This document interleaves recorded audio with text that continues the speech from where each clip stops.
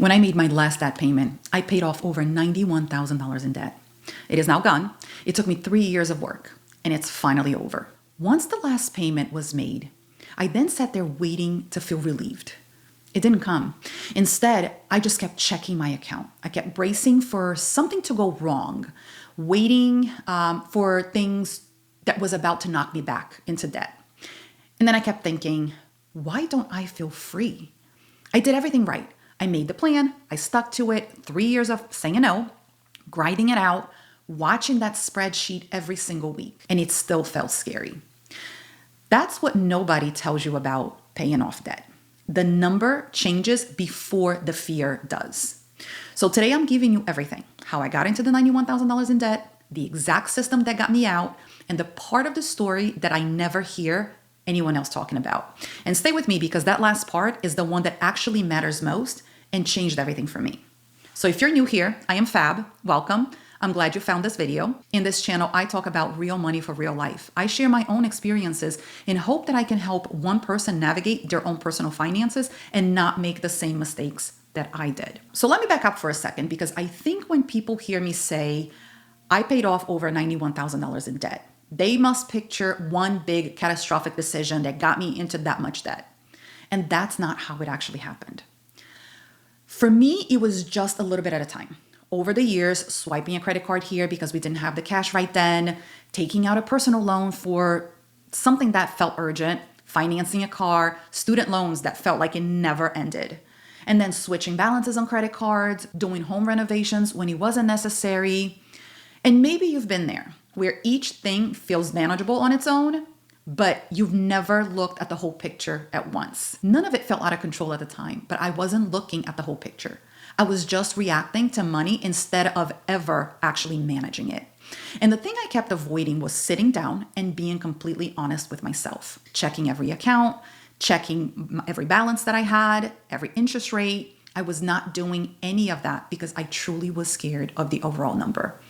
I knew I was in trouble. I really didn't want to face my financial reality. It wasn't until a time where I sat down to make my minimum payments and I got to my American Express statement. That minimum payment was over $700, just the minimum payment.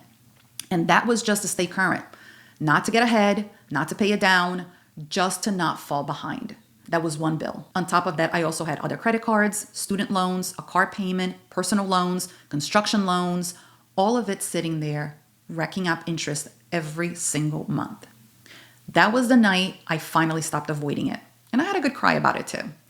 So here's where I want to get practical, because a lot of people in debt want to skip straight to the, how do I pay this off faster?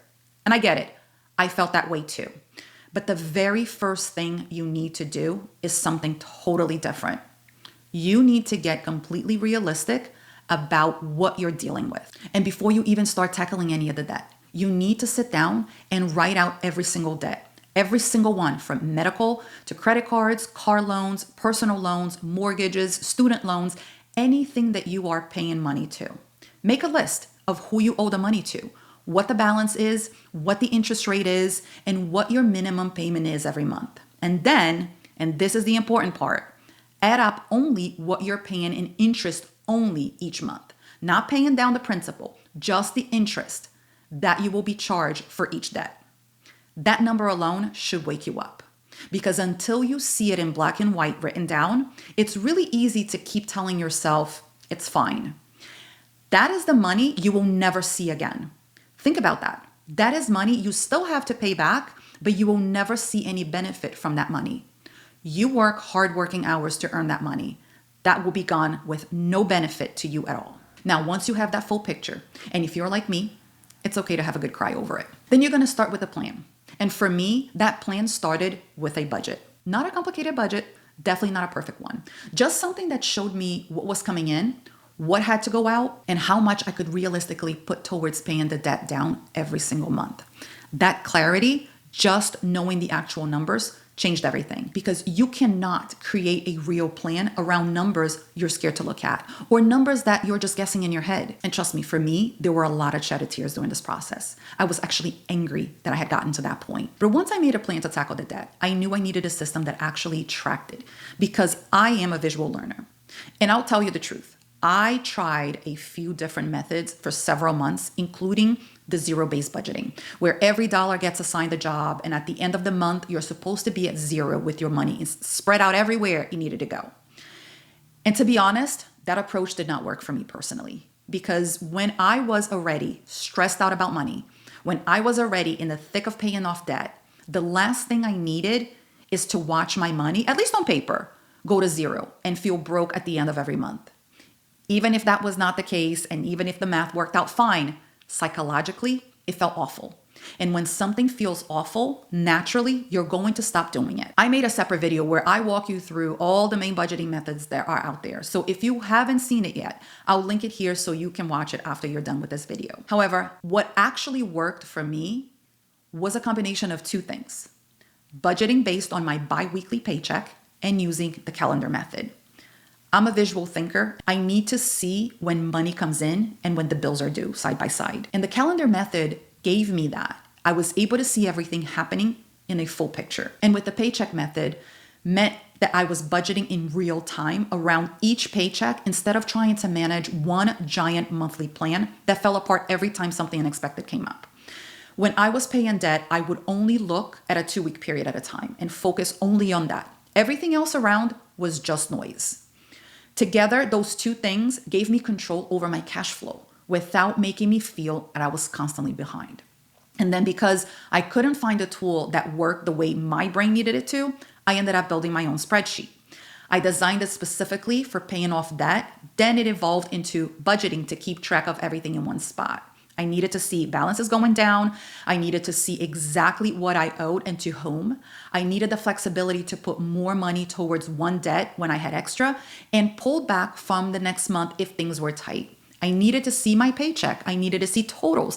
I needed to see graphics to show me percentages of what was happening in my finances. And also, instead of forcing everything to zero at the end of the month, I let what's left carry forward. I made sure to build a cushion so I could see, even if it was $5 moving over to the next month. So I always started a new month with something, not empty, not blank. It's a small thing, but it made a massive mental difference. And it also showed me if I had overspent that month or where I needed to make adjustments. That spreadsheet is what kept me going when progress felt slow. Seeing the numbers move, even just a little, mattered more than I can explain. Okay, so now I want to talk about the thing I never hear anyone else talk about. When I made my last debt payment, I was ready to celebrate. I was excited to hit that pay button. I had been grinding at this for 3 years. 3 years of watching that spreadsheet, 3 years of saying no to things, 3 years of making it work. I thought I was going to feel the most incredible sense of relief I've ever felt in my life. But instead, I just felt heavy. I couldn't shake the feeling that something was off. And I kept waiting, like, okay, what's about to go wrong? What bill is about to show up? What thing am I about to miss? Did I forget to include a bill? I actually felt guilty having money sitting in my account.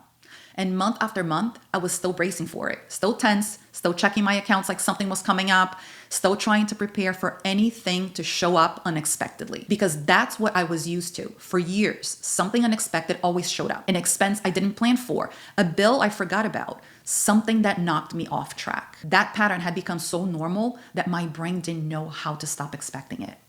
What I didn't realize at the time was I was dealing with financial trauma. The stress had been there for so long, it had just been part of how I operated. And it didn't disappear the moment the debt was paid off. I was debt free, and I was still scared of being in debt. And honestly, I still feel like that sometimes. Even now, after years of being debt free, I still feel that tightness when a big expense is coming up. I still double check my accounts. I still have moments where I catch myself bracing. And I share this because if you get to the finish line and you don't feel the relief that you were expected to feel, that's a real feeling. That's valid. And no one tells you about it. The number changes before the fear mindset does. And healing from years of financial stress takes time, just like any other kind of healing. And here's the other thing. Staying out of debt is genuinely hard. And I don't think we talk about that enough. because we live in a society that makes it incredibly easy to go right back into debt. Credit card offers in your inbox, buy now, pay later at checkouts, 0% financing on things you don't actually need, ads everywhere telling you to treat yourself, upgrade your life, you deserve this, influencers making it look like you need something you don't. It is a constant psychological battle. And once you've been in $91,000 in debt, you feel that pull differently. You know how fast it can stack up. You know how long it takes to undo that debt. So staying debt free takes the same intentionality that getting out of debt did. You don't just arrive and coast. You keep the budget, you keep the systems, you keep showing up for yourself, because our society is not set up to help you do that. So if you are in a place I was, or you just want to start to get real about your numbers, I just want to share the tool that I built for myself. The step-by-step budgeting spreadsheet is the exact system I used to track and pay off debt. It shows you your balance, what you owe and to whom, how your debt is moving from month to month, and it gives you the flexibility to put more towards different debts when you have extra money. It also uses the carryover method I mentioned, so you never end the month feeling like you wiped yourself out. If you are interested, I will leave the link in the description. You can grab it, plug in your numbers, and just start. That is it. You just have to start. If this information resonated with you, make sure to share it with somebody you feel needs to hear this too. I know I got a little personal, and I hope that it actually helps you feel less alone if you are in a similar journey. Also, make sure to watch the next video on your screen to help you keep going on your journey. Thank you for watching, and I'll see you in the next video.